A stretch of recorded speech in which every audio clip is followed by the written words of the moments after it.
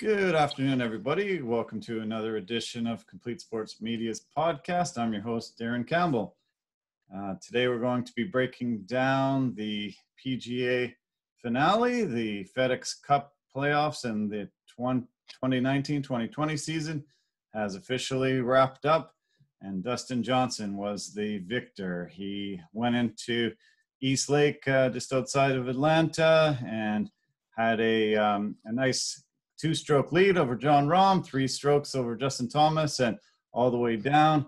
I was able to win it wire to wire and collect the $15 million payday and probably solidify PGA Tour Player of the Year and all the accolades. It was one thing on his resume that he hadn't checked that box yet, but he finally has now. And what a phenomenal run that he's had. What a phenomenal season.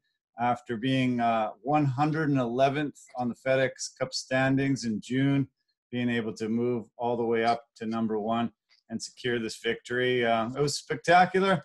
He's been so fun to watch the last month, and these playoffs, he's just been played lights out. And Casey O'Donnell's going to join us. Casey, pretty impressive stretch of golf for Dustin Johnson, and great to see him finally get this on his resume and solidify this Hall of Fame career that he's had. Hey Darren, yeah, thanks for having me. Yeah, what an unreal run he's been on. Like you said, going from 111th right up to first. Just amazing stretch of golf. He's been putting extremely well, playing extremely well, striking that ball. Really nice to see him finishing it out with the win there at East Lake. Yeah, and it was great. He was leaking oil in a few spots. Got a couple of bogeys in a row and had to save par. It turned out to be a pretty tough course, and he was able to hold off the challengers. Both Justin Thomas and Xander Schauffele ended up finishing in second place. But a lot of drama coming down there. It didn't look like it as he started that final round 5 shots ahead, but had a little bit of difficulty hitting the fairways off the tee and got a couple bogeys. But in the end, he was finally able to, hold them off, secure that win. A lot of great putts. His putting's been really sharp so much of these playoffs, and he was able to finally, win that with the putter, I think. Yeah, for sure. That putt he had on 13 for par from just outside of 20 feet, that thing was cruising when it hit the hole. Like, that could have easily been a double bogey, but yeah, snuck it in for par, and that I think that catapulted him, gave him a bit of momentum to go on to win. Yeah. Well, that's his 26th win on the PGA Tour now. $15 million payday there. As I said, Justin Thomas and Xander Schauffele shared second. They both cashed checks for $4.5 million. So huge prize purse, whole prize pool.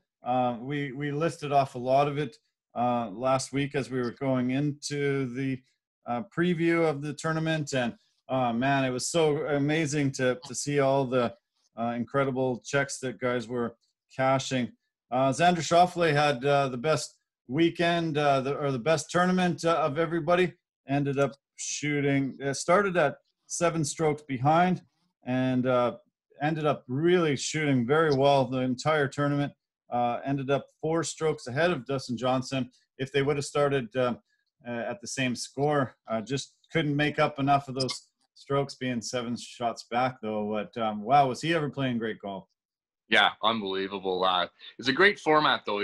There's no guessing who's going to win, who's not going to win. It's just there's the score and there you go. But yeah, Xander, unbelievable. He's played well at East Lake before. And yeah, he had the pedal to the metal. He was gunning for it. His putting was unreal. He was stellar from inside 10 feet. He really looked good. He just needed DJ to stumble maybe a couple more times. It's a lot of strokes to gain on him, but yeah, he did very well. Yeah. Justin Thomas was just named the PGA of America's point-based player of the year. So they factor in tournaments, his wins. A lot of points are based on different things because Dustin Johnson didn't actually have the lowest score in this final Tour Championship. He didn't get first place points, but Justin Thomas ended up winning the PGA of America's Player of the Year. John Rahm was second, Colin Morikawa third, Webb Simpson fourth, and Dustin Johnson ended up in fifth place in that particular award. Last year, Brooks Koepka won that award, but Rory McIlroy won PGA Player of the Year. That's voted on by the tour membership, and most people do expect that Dustin Johnson will win that award. And it's based on all the tour professionals, all the people that are his comrades and the people that teed up with him. And because of his late run here, the really great fields that he faced, it looks like probably the players will vote on for him to get that award. And that's a pretty prestigious award. Yeah, I'd certainly hope so. He gets it. He's just been playing extremely, extremely well. And like you said, against the toughest of fields. Only hiccup, not winning against John Rahm. Who trained exactly. a 66-footer. Yeah, crazy, hey? Speaking of Rahm, he finished in fourth place alone, 17 under. Fantastic season for John Rahm. One of the world's best. He ended up into number 2 in the world. Had a fantastic 2019-2020 season, and I expect a lot of great things from him. In 2 weeks, they're going to be teeing it up for the U.S. Open, and I expect it's going to be an incredible battle with Justin Thomas, Dustin Johnson, John Rahm, a lot of these guys. I love watching John Rahm play. He's just a phenomenal player, just incredible to watch. Yeah, he's got great creativity around the greens too. He's got that like Seve-esque kind of play. Just seeing those shots that most players aren't seeing and being able to execute them. It's really incredible to see. Yeah. Scott Scheffler, he ended up with the second best score of the entire week there, and he ended up in fifth place, 14 under, and fifth place is $2.5 million. So a fantastic check for him. Scheffler has been really great this season. Colin Morikawa sixth, Tyrrell Hatton seventh, Rory McIlroy eighth, Sebastian Munoz ninth, and on down the list. Mackenzie Hughes had a really fantastic tournament. Started out at even par and ended up shooting 8 under for the weekend or for the tournament, and ended up in 14th place. And he ended up cashing a check for $620,000. Really great year for Mackenzie, and great to see him come back from a tough start to the season to end up in this Tour Championship, and really did well for himself in 14th place. Yeah, solo 14th, really good finish. Even par on that first day, like you said, and then really picked it up. Really solidifying his place there. He had made that 5-footer to get into the Tour Championship, so it was nice to see him to catapult that and have a really good show in there. Yeah, sure was. Yeah, lots of amazing golfers. It was a fun weekend. Labor Day finish, so kind of unique. Lots of really great golf to watch. Bryson D Shambo was fun. Ended up in 22nd place. We talked about him. Just didn't seem to be able to find that magic that he had a little bit before the playoffs, and ended up in 22nd place. I was hoping he would climb up the leaderboard a little more and be shown quite a bit more shots. It was disappointing for me. Yeah, for sure. I thought him and Finau would have played a little bit better with their length off the tee. But yeah, they don't quite something seems to be a little bit off with their short game, or something's just not quite firing on all cylinders there. Billy Horschel was the guy that got into the tournament right on the number, finished 125, was able to move on and get himself into 30th place eventually. He ended up in 30th place. 25 shots behind Dustin Johnson, but still cashed a check for $395,000. So, pretty great weekend. Being able to hack around. Obviously, a 4-over score is not too bad when it comes to regular people like you and me. But 25 shots behind, he still gets $400,000. Pretty nice. Yeah, not too bad. There's no cut. Kind of takes the pressure off. You can just go out and have a fun weekend. Yeah. Yeah, it was a lot of fun. Incredible playoffs, and Dustin Johnson has just solidified his place at the top of the world. If he can get his driving to be a little straighter, hit a lot more fairways. Some of the scrambling that he did was just magical. It wasn't. I haven't seen guys be able to scramble as well as he did, other than Phil Mickelson and Tiger Woods in their prime.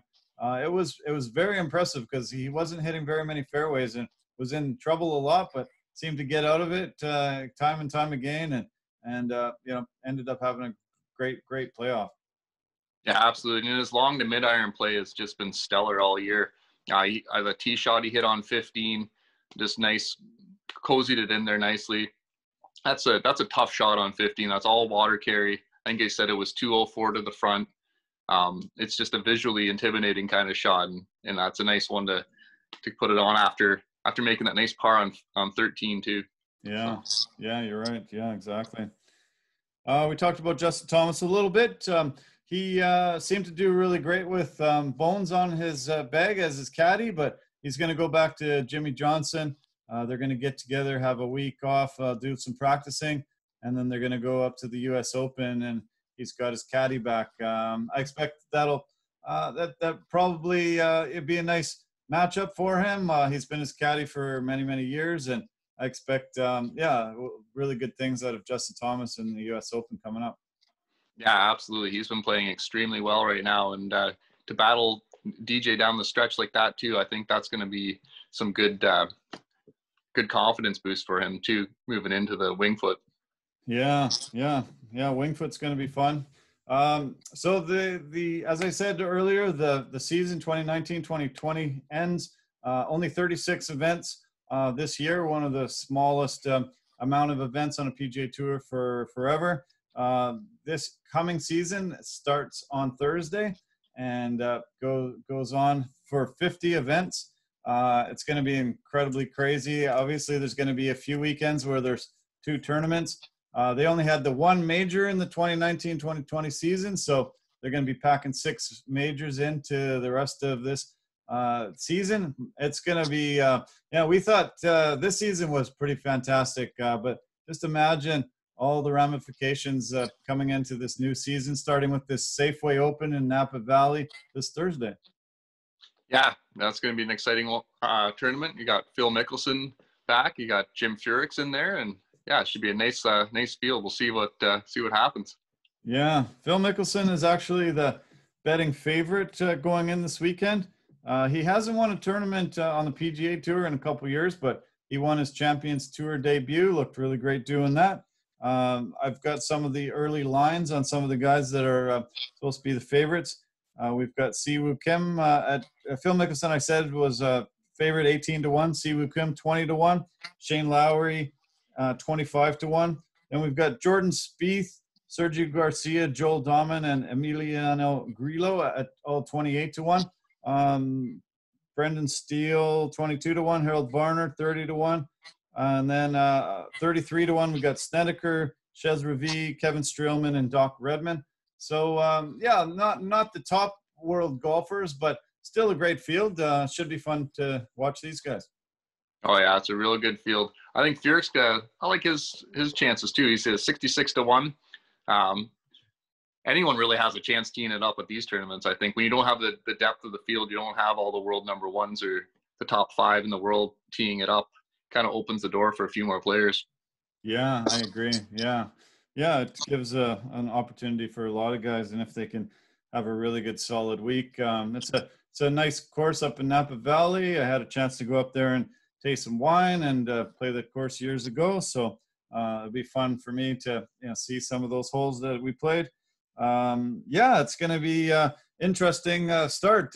Clean slate now. That season's over. They're going to give some awards out, some accolades. There'll be some highlights of all the things that happened that year, but brand new season. The funny thing about golf is they don't take a break. All the other leagues will have their season, have their playoffs, and then they'll have a 2, 3, 4, 5 month break.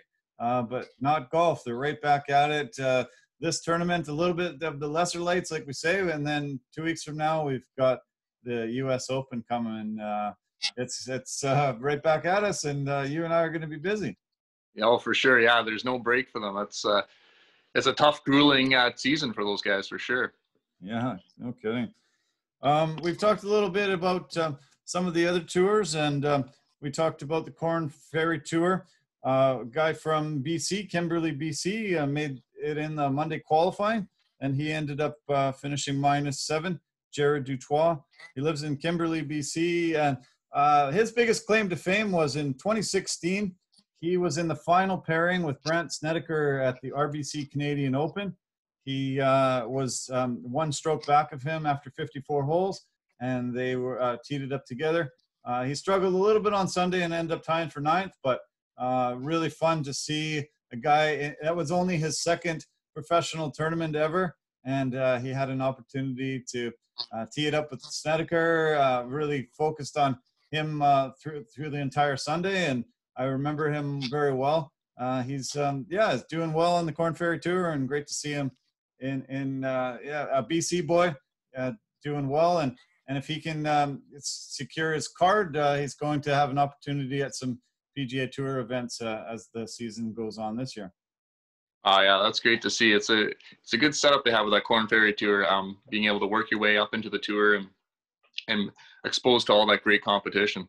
Yeah, you're right. Yeah, and then the Mackenzie Tour, they had their third tour of third tournament of the 4 tournaments that are going in for this Canada Life Series, and Albert Pistorius from South Africa had a one-shot victory over Andrew Funk, Callum Davison, and Yi Cao. Yi Cao has secured the points leader, and he goes into the final tournament starting tomorrow in Toronto at the Heathlands course. He has an opportunity to secure himself a spot in the RBC Canadian Open, as well as conditional Mackenzie Tour status. They get 6 guaranteed starts, and that'll change his life. It'll be pretty fantastic. There's only 3 guys available or left in the point standings that have an opportunity at first place, and it's Yi Cao, Evan Holmes, and Pistorius are the only 3 guys that can win that. But a lot of great golf. I saw a lot of really cool highlights, and that's a nice course out there in Toronto at the Heathlands course. Did you see any highlights of that at all, Casey? No, unfortunately, I didn't get to see any of that, but I'm familiar briefly with the I know a little bit about that course, but yeah, it's I haven't got a real good look at it, but I know it's a challenge for sure. Yeah. Well, it's great to see Canadian golfers doing so well, having so many opportunities, getting themselves onto the Mackenzie Tour, onto the Corn Ferry Tour, and then the PGA Tour. We saw some phenomenal Canadians this year. It's unprecedented amount of Canadians on the tour getting up there into the top 100 and really doing well, competing for wins. Some of them, even cashing winners' checks. And I'm really excited about Canadian golf. I think it's really emerging, and we're going to see a lot of Canadian flags on the leaderboard as the season wears on. Yeah, absolutely. Yeah, Mackenzie Hughes, the top Canadian for this year for sure. He had a stellar year for sure. Yeah, he did. Yeah, really a lot of fun to watch, and I love his game. He's a really solid tee to green, and makes clutch putts as we saw him having to make that 5-footer to get into East Lake, and he was able to drain it. And it's fun to break down golf like this always. Really great playoffs, and Dustin Johnson, man, what a career he's had. What an absolutely phenomenal playoffs to finish second, win another second, and win this weekend. He's so dialed in, and it's always great. I wish they wore jerseys so that he could have 99 on his back. Not like all the other sports, they're wearing jerseys and numbers. Because it'd be nice to see Wayne Gretzky's son-in-law wear the number 99 and number 1 in the world. Wayne Gretzky is the greatest of all time. Pretty great to see Dustin Johnson really starting to become considered one of the greatest of all time. Yeah, he played extremely well. Even after those 2 bogeys earlier in the round, it looked like he was wobbling a little bit. People were getting a little bit closer, But yeah, he just turned around, kept making those putts, and yeah, solidified as number one. Yeah, he's definitely not willing to hand that over to somebody else. He just he just plays such a great game, so fun to watch, just so solid. Off the tee a little bit wiry this week, but usually he's so accurate. Usually he can just drive it 350 yards, and it's pretty straight down the middle in the fairway. So he even said in his post match interview that I think my game can get a lot better. There's things I can keep improving on, and I plan to. And it's great to see that even though he's number one in the world, winning these tournaments like this, he still sees room for improvement and is going to be working on that. And we saw guys like Tiger Woods do that, Phil Mickelson. But great comments from DJ, I thought. Oh yeah, for sure. Yeah, like you said, a couple loose tee shots. That's kind of one thing he does have to focus on. But yeah, a lot of his putting's been very good. His long iron play has been very good. Touch around the green, obviously, like any player wants to get that little bit better all the time. So that's nice to see he's focusing on that. Yeah. Yeah. Well, it's been fun. What an incredible stretch from May the 9th when they came back after the coronavirus pandemic hiatus until now. I guess we had a few months in there, and just incredible golf. Week after week, you and I have broken down these tournaments, previewed them. It's been so fun, and what an incredible stretch it was to watch these playoffs unfold.